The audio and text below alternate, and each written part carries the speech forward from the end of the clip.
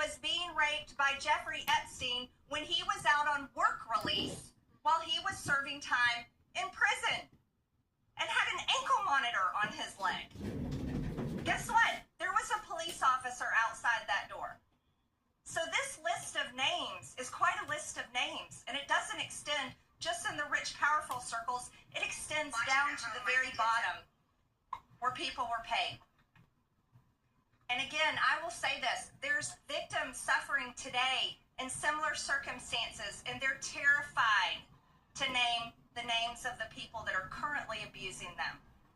And so with these brave, courageous women fighting this fight, this is a fight for women and children and any person that is facing sexual abuse and rape and captivity and human trafficking right now.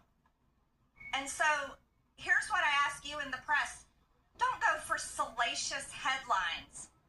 Go for the truth and defend these women and help those of us in Congress that are crossing our political party lines for doing the right thing and trying to do it together. And thank you, Ro, and thank you, Thomas. And now I recognize Thomas Massie from Kentucky.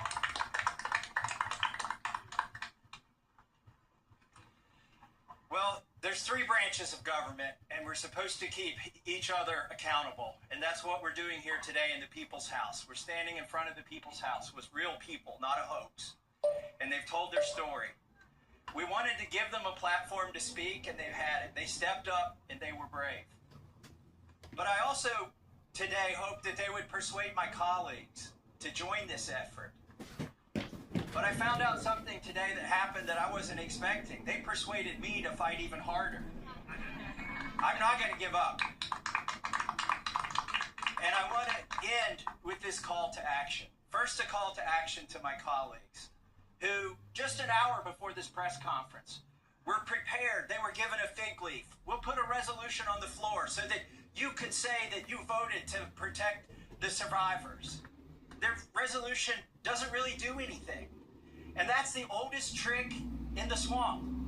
When you want to kill the momentum, when you want to kill initiative, you introduce a placebo, a different bill that does nothing, and then try to pull the wool over the eyes of the American people. That's not going to happen this time.